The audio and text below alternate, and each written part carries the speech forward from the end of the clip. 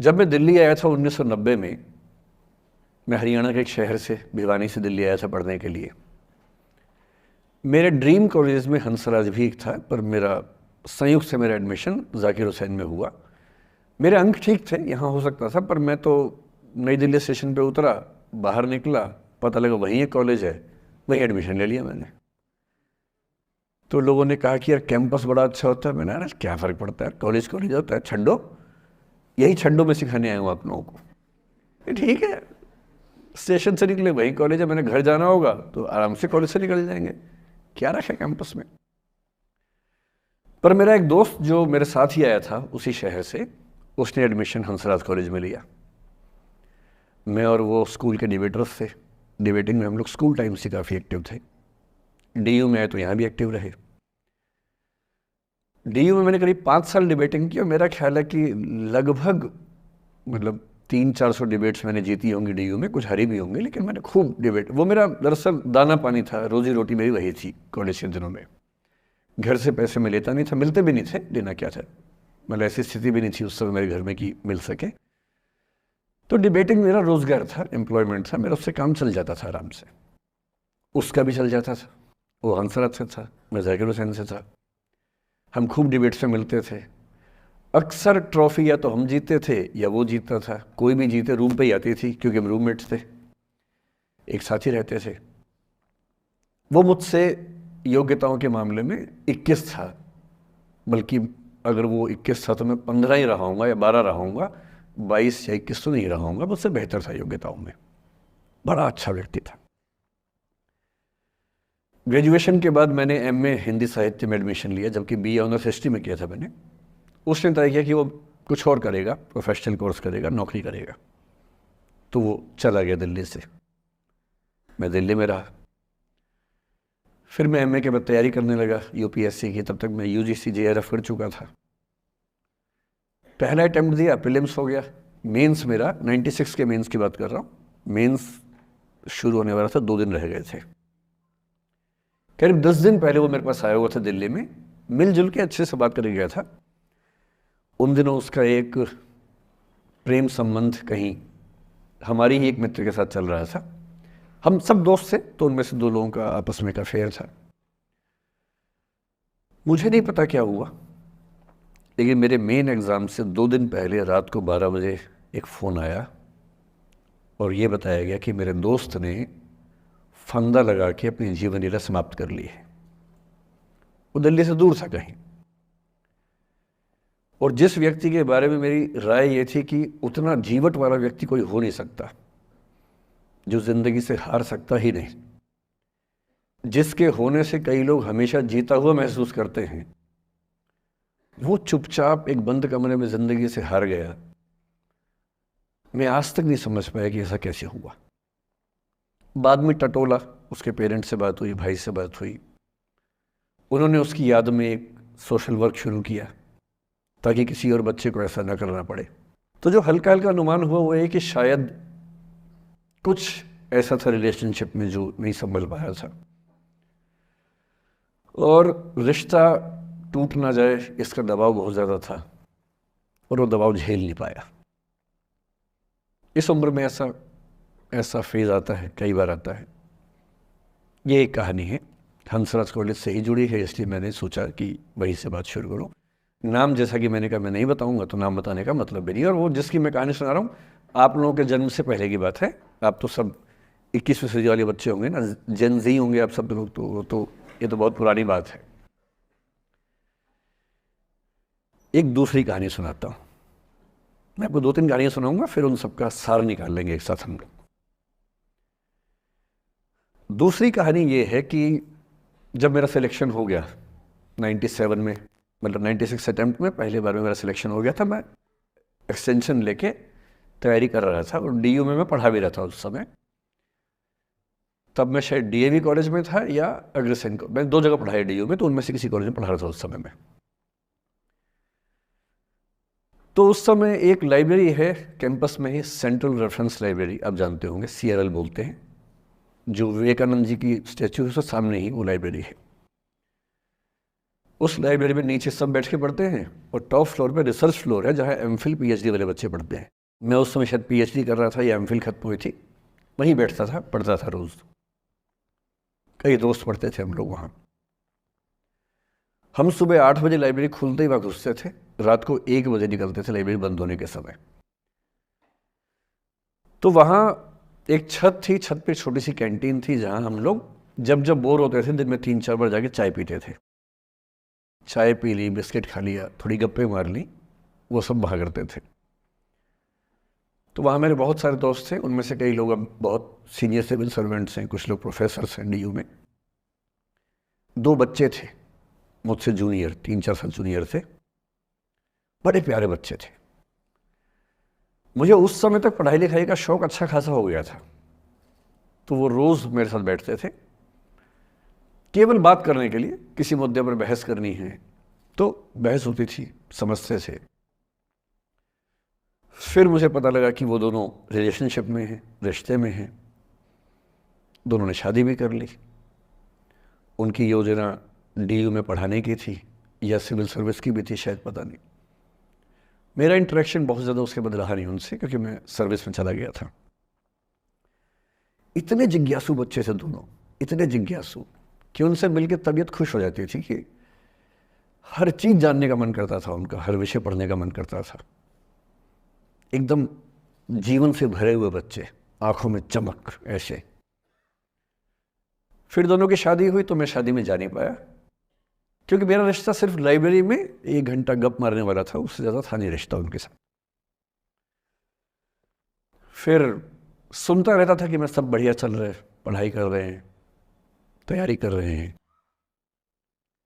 Intercaste marriage की उन लोगों ने, खूब हंगामा हुआ, दोनों घर में तलवारें खिंच गई, किसी तरह से तलवारें संभाली गई, मैनेज हुआ, दोनों साथ रहने लगे।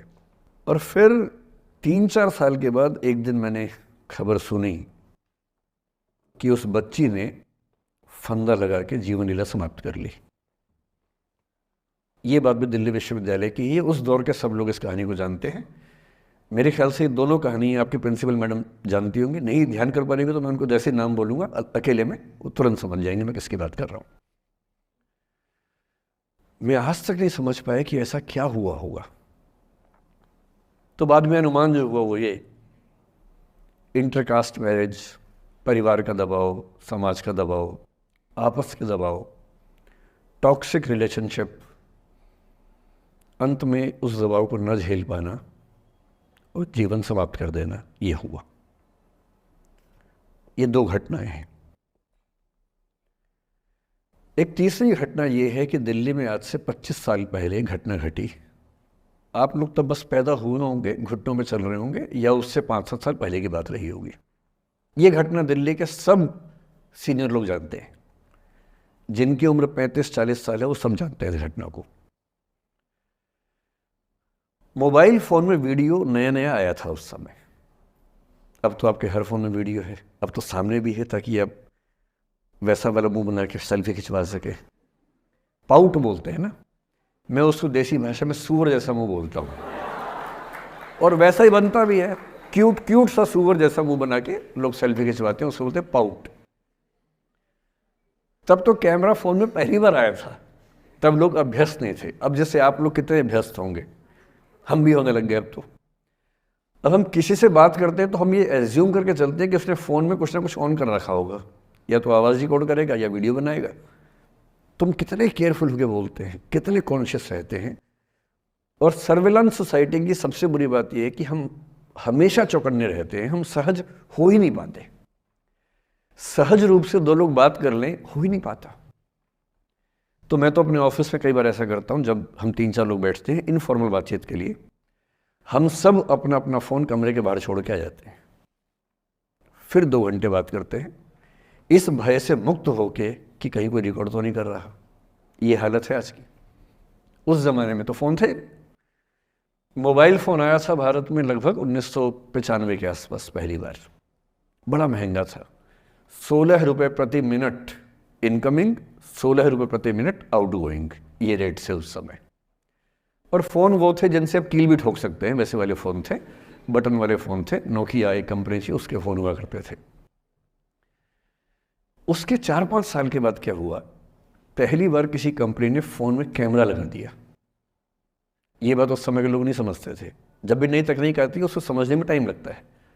जो पहले समझते हैं फ़ायदा उठा लेते हैं, जो थोड़ा लेट समझते हैं वो उसका नुकसान उठाते हैं। उस समय दिल्ली के एक प्रसिद्ध स्कूल में 11वीं-12वीं क्लास के 2 बच्चों में आपस में कोई रिलेशनशिप रही होगी। वो दोनों किसी ऐसी सिचुएशन में थे जो सिचुएशन बहुत ही प्राइवेट किस्म की थी, बहुत निजी किस्म की थी, जिसको पब्लिक नहीं कर सकते। कुछ फिजिकल रिलेशनशिप जैसा मामला था। उस दुष्ट लड़के ने लड़कों के इतिहास को कलंकित, लड़कों का इतिहास वैसे भी कलंकित ज़्यादा है, उसे और कलंकित करते हुए उस पूरे सिचुएशन का वीडियो बना लिया। ऐसे मामलों में दुर्भाग्य है, मैं लड़का हूं इसलिए लड़के पवित्र थोड़ा ना हो जाएंगे, लड़का है इतिहास कलंकित तो है, उसका वीडियो बना लिया और दुष्टता का चरम स्तर निभाते हुए वो वीडियो अपने एक दोस्त को शेयर कर दिया। ये कहे कि किसी और को दिखाना मत, जैसा कि होता है अफवाहों की दुनिया में। हर अफवाह एक व्यक्ति एक को ही बताता है, ये कह के किसी और को मत बताना, और अगला व्यक्ति भी अगले को यही कह के बोलता है किसी और को मत बताना, और इस तरह से पूरे शहर को खबर होती है और सबको लगता है कि सिर्फ मुझे पता है। वो वीडियो फैल गया। नए नए फ़ोन आए थे, पर वो फ़ोन कम लोगों के पास थे, कैमरे वाले फ़ोन।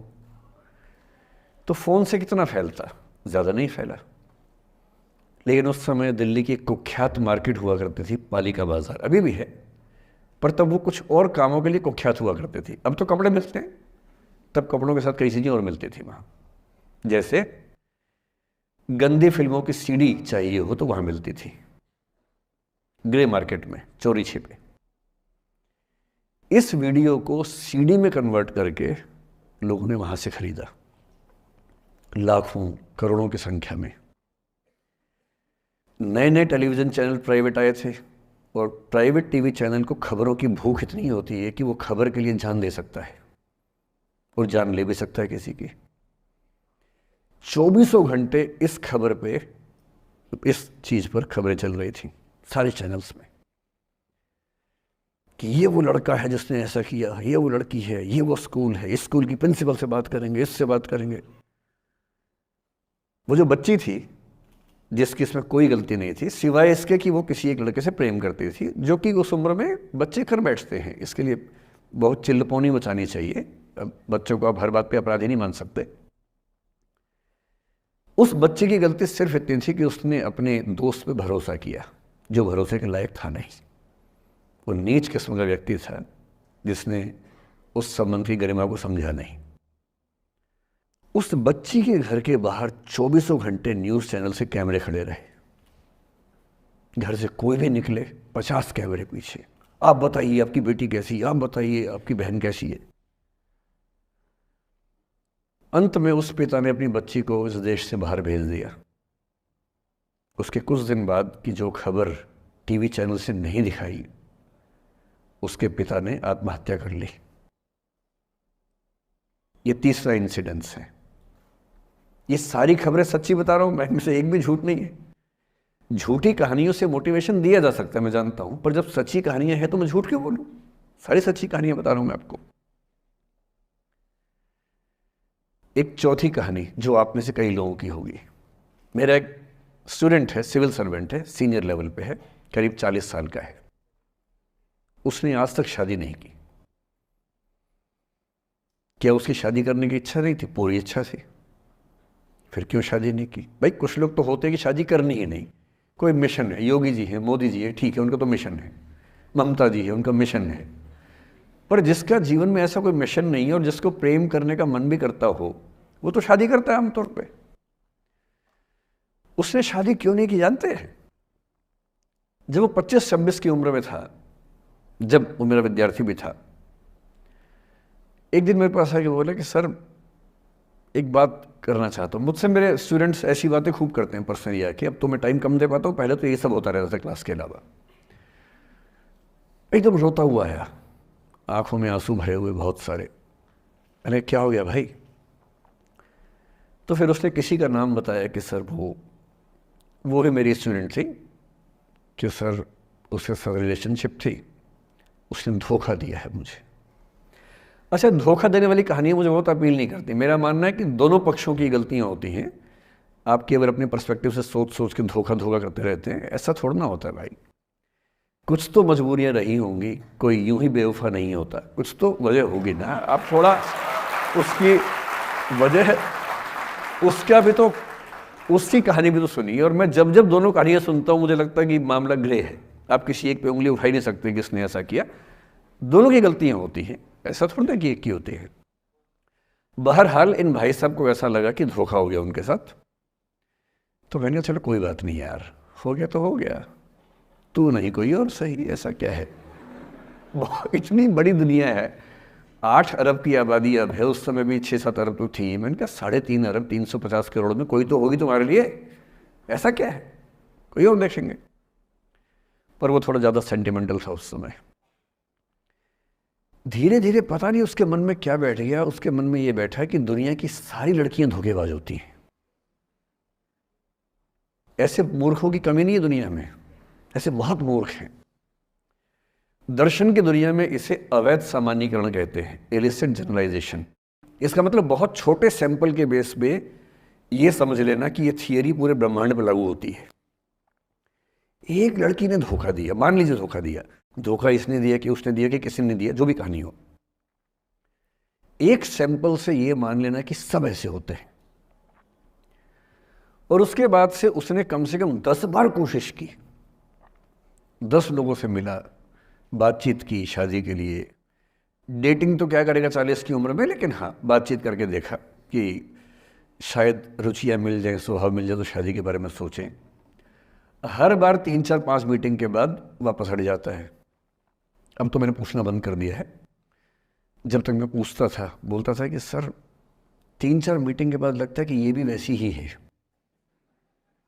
मैंने कहा भूल जाओ भाई, उससे भूल जाओ, बात खत्म हो गई। उसके बच्चे घूम रहे हैं आजकल स्कूल में, अब तुम कम से कम शादी तो कर लो। वो भाई साहब आज तक अकेले हैं, और अब तो बाज़ार में मूल्य भी कम हो गया उनका, अब विकल्प भी ज़्यादा नहीं मिलते हैं। अब जो विकल्प मिल रहे हैं वहाँ उसकी रुचि और कम हो गई है। तो पूरी संभावना है कि वो जीवन अकेले ही गुजरेगा अब उसका। एक अंतिम एग्जाम्पल देके फिर मैं निष्कर्ष की तरफ बढ़ूँगा। मैं एक IAS ऑफिसर को जानता हूँ, 2 IPS को जानता हूँ, बहुत योग्य लोग, देश के सबसे अच्छे संस्थाओं से पढ़े हुए लोग, प्रॉपर IAS प्रॉपर IPS में नौकरी करने वाले लोग, और इन तीनों ने अपना जीवन समाप्त कर लिया नौकरी में रहते हुए। क्यों? क्योंकि नौकरी और घरेलू जो दुविधाएं थी उनको झेल नहीं पा रहे थे, ना झेल पा रहे थे, ना भूल पा रहे थे। लेट गो नहीं कर पाए तो गिव अप कर दिया। और इसलिए मुझे अक्सर लगता है कि जितनी चीज़ें हम सिखाते हैं बच्चों को, हिस्ट्री, इकोनॉमिक्स, लिटरेचर, वो सब ठीक है, उनका भी महत्व है। शायद उससे ज़्यादा महत्व इस चीज़ का है कि ये समझें कि अपने इमोशंस को कैसे मैनेज करना है। जब जीवन में ऐसा लगे कि सब खत्म हो गया है, जब जीवन में लगे कि बहुत टॉक्सिक किस्म की लाइफ हो गई है, उससे बाहर कैसे निकलें, शायद ये सबसे महत्वपूर्ण लेसन होता है जो हम सबको सीखना चाहिए। मैंने कहीं से सीखा नहीं है, ना मैंने ऐसी किताबें पढ़ी हैं। हालांकि मैंने 2 किताबें मंगवाई हैं पिछले हफ्ते, पढ़ी नहीं है अभी तक, तो मैं किताबों के बेस पे नहीं जानता कैसे सीखते हैं, लेकिन ज़िंदगी से तुम सीख सकते हैं। इन कहानियों का सबका एक ही सार है, वजह अलग अलग है। एक व्यक्ति ने इसलिए अपना जीवन समाप्त किया कि वो रिश्ता उसके हाथ से छूट रहा था। एक ने इसलिए जीवन समाप्त किया कि रिश्ता बन गया था, पर समाज के दबाव, घर के दबाव मैनेज नहीं कर पाए। एक ने ज़िंदगी भर शादी नहीं की सिर्फ इसलिए कि वो पुरानी यादों को भूल नहीं पाया। अरे एक बार गलती हो गई तो हो गई, आगे तो संभावना जीवन में है भाई, क्यों इतना हावी रखना उसी से दिमाग के ऊपर। कुछ लोग देश की सबसे अच्छी नौकरी में होकर हर पैमाने पर सफलता की हर कसौटी पे खरा उतरने के बाद जीवन नहीं बचा पाए, क्योंकि दूसरों की नज़र में आप बहुत सफल हो जाए, अपनी नज़र में शून्य हो, तो फिर जीवन कैसे बने, जीवन कैसे बचे। इन सारी कहानियों का मूल भाव एक ही है, अगर आप खुद को हैंडल नहीं कर सकते तो दुनिया को क्या हैंडल करेंगे। दुनिया को हैंडल करने से पहले खुद को हैंडल करना सीखना पड़ता है, और उसका सबसे आसान जो रामबाण उपाय है उसको बोलते हैं द आर्ट ऑफ लेटिंग गो, जाने दो। वो अफसाना जिसे अंजाम तक लाना ना हो मुमकिन, उसे